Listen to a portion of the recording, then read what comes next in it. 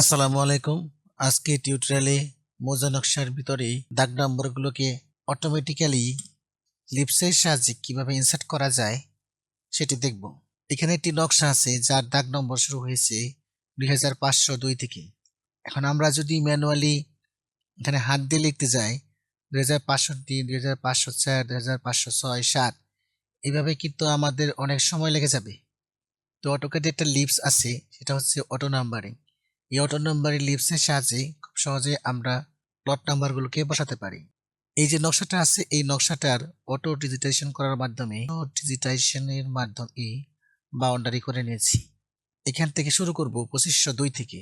এরপর পর্যায়ক্রমে প্রত্যেকটা প্লটের নাম্বার বসিয়ে যাবে। এটা করার জন্য প্রথমেই কিবোর্ড থেকে চাপ দিবেন এপি থেকে ইন্টার।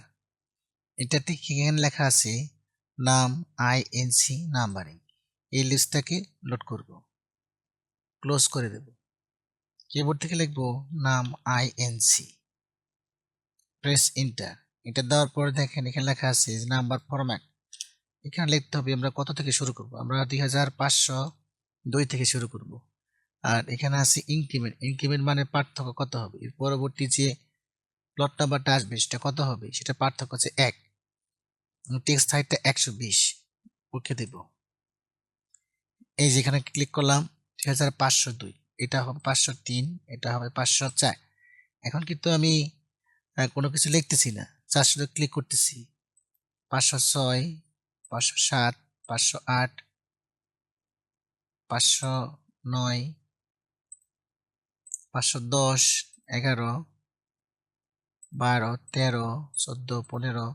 তো এইভাবে এই লিস্টের সাহায্যে মোজা নকশা অটো ডিজিটাইজেশন করে প্লটগুলোকে নাম্বার বসানো যায়।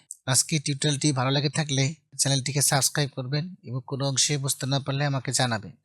আর লিপসের প্রয়োজন হলে কমেন্ট বক্সে আপনার ইমেল অ্যাড্রেসটি লিখবেন, আমি লিপসটিকে পাঠিয়ে দেব। ধন্যবাদ সকলকে।